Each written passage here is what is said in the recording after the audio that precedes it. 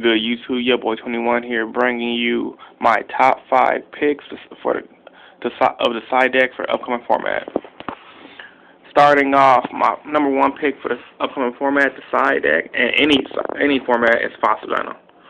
As you guys know, Fossil Dino stays, and while he's on the field, your opponent cannot special summon monsters, or neither player can special summon monsters.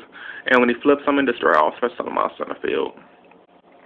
The reason why I'll side him in any format and in this upcoming format because synchro decks are going to be coming back, making an impact, and XYZ centric decks are going to make an impact like Ophion, Constellars, etc. So setting him against those decks can get rid of the stalling Ophion or the stalling Constellar Omega for any deck in general. Like, for example, let's say if you're playing Mermails. Now are you thinking, well, if I'm playing Mermails, I wouldn't side this card.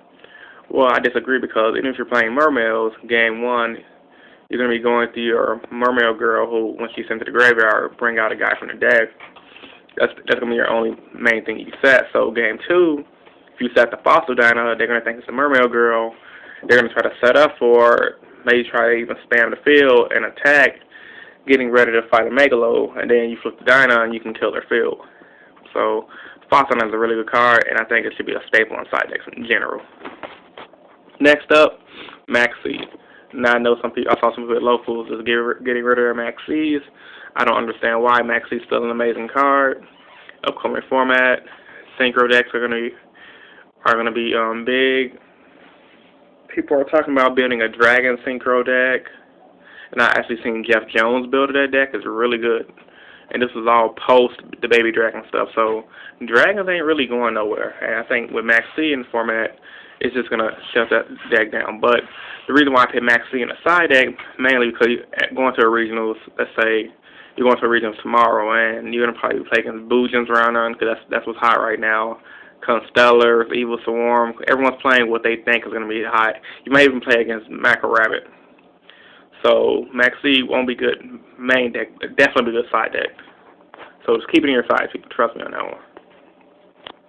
As I said before, yesterday in my deck profile, I did it myself. XYZ Encore. XYZ Encore is an amazing card. It hits decks like Evil Swarms, hits Constellars, and I forgot to mention yesterday, it also hits Macro Rabbit, a deck that I can't stand to know, and I'm pretty sure a lot of you guys can't stand it either. When they just open up the Rabbit, make Logia set 4, you can go XYZ Encore, burn the dinosaurs back and go off, and honestly, that just makes this card a really, really powerful card. Not main deck worthy. If it was last format, I'll main deck it, but right now, side deck guaranteed, at least 2 to 3. Overworks. Going into the new format, Overworks should definitely be in everyone's side deck because of the Fire Fist hype mainly. Even with Rooster going in 1, people are still going to try to build a 4-axis, build a Fire Fist. I've seen people at my locals play Fire Kings fuse with 3-axis. Fire Kings, not Fire Fist, Fire Kings fuse with 3-axis. And just pure 3-axis. So Overworks, definitely the chainability to this card is great. And it's also a decent side deck against Dark Worlds, because once they play Gates, their field get boosted up. And you can just have a way to clear their field. They swarm you, so really good cannibal card. Great for the side deck in the upcoming format. Here's a card a lot of people don't know about: Rebound. Counter Trap.